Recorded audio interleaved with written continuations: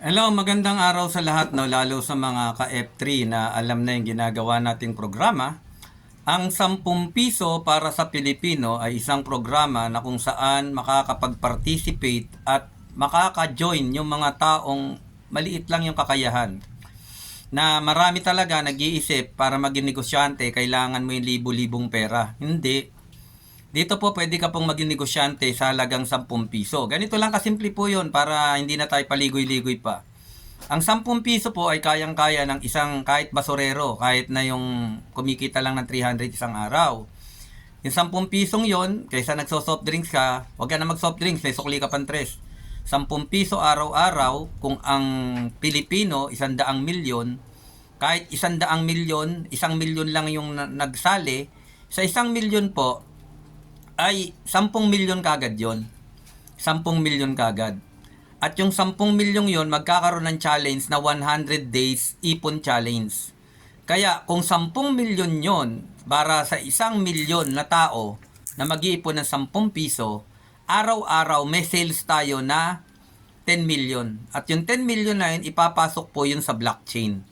At pag nasa blockchain na yon, sa isang araw lang, makikita nyo yung 10 piso mo naging 100 piso kagad. Ganon kaganda. Pero wag mong gastahin.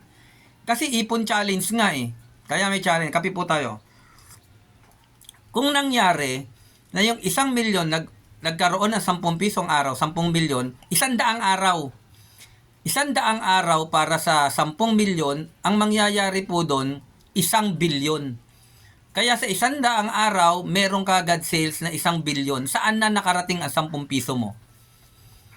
Yung 10 piso mo na inipon ng 100 araw ay 1,000, pero magugulat ka, after ng 100 araw na nag-ipon lahat yung 1 milyong tao, mangyayari, yung 10 piso mo na naging 1,000 after 100 days, ang value niyan hindi lang 1,000, maaaring 100,000 na yan.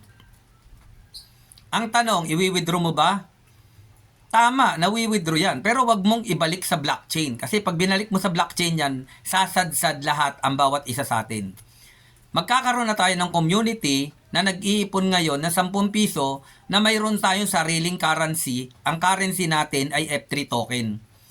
Na yung F3 token na yon, pwedeng iswap sa lahat ng mga crypto at nagiging GCash. Ganun lang siya kasimple. Kaya, yung simpleng bagay na yan na 1,000 mo na magiging 100,000 pagdating ng 100-day challenge sa 1 milyong tao, ay mangyayari yan. Yung 100,000 mo, maibibili mo na ngayon sa F3 Bazaar natin.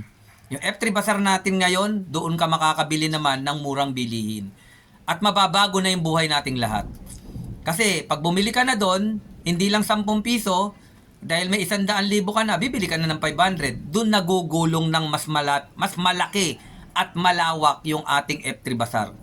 Biruin mo, meron ka na 100,000 after 100-day challenge na 10 piso. 500 ang ginagastos mo gamit yung 100,000 mo sa F3.